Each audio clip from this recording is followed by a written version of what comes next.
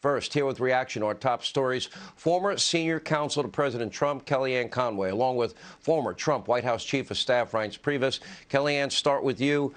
Now, I watched this interview with Zelensky, and I watched it very closely. I actually thought for the first time, probably over a decade at least, 60 Minutes actually did a decent segment.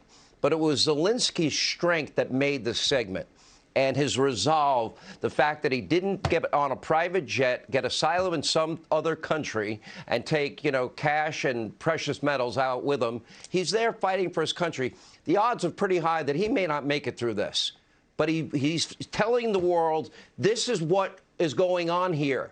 Pay attention. It's about good and evil at this point. Yes, and he's calling out these fancy title committees at the UN and NATO for not helping, for really looking the other way in the face of genocide and tragedy. And, Sean, it sounds so fun for us to ridicule Joe Biden and his inability to lead, to speak, to inspire, to have a plan, to show compassion. But guess what? It's worse than that. He's back in the basement. He just spent his 116th day in Delaware as president, took his 38th trip there.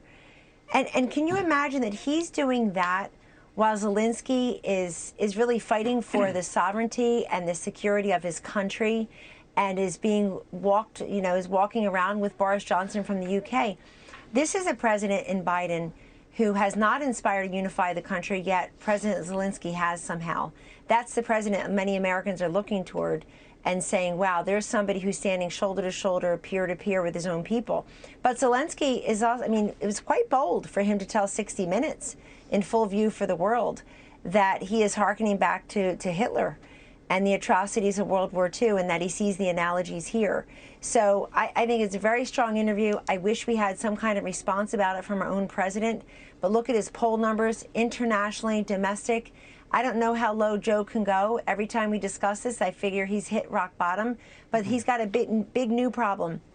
People draw a direct line between Joe's feckless and reckless policies, action and inaction, with their own suffering.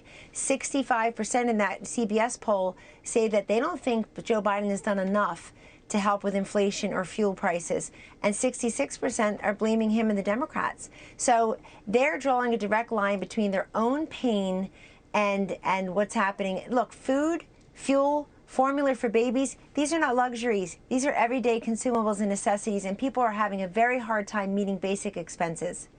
Reince, I look at this and you think, we know that Putin didn't do this when Donald Trump was president. He did it when Joe was vice president and Obama was president. And I'm looking at Boris Johnson. I'm thinking, why can't that be the U.S. president? Why didn't Putin do this under Donald Trump?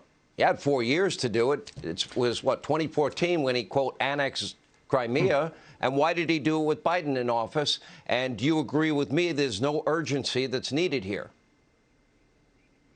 Well, I totally agree with you. But, the other half of that famous quote about peace through strength is that weakness only invites aggression. The world's not afraid of Joe Biden. But, I was thinking about when you two were talking, we all sit on airplanes every week, and sometimes you sit by Republicans, sometimes you sit by Democrats.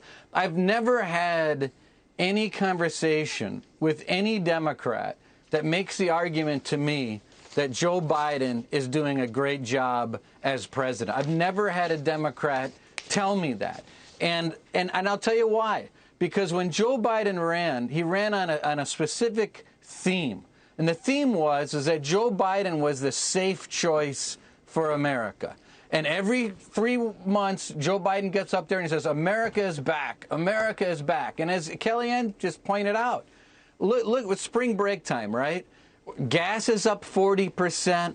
Car rentals are up 40%. Have you all rented a car lately and paid that price? It's amazing. You go shop for a used car because a lot of new cars you can't get anymore because there's not enough chips for those. Used cars are up 40%. And by the way, gas is up almost double, the right? Reality, yeah.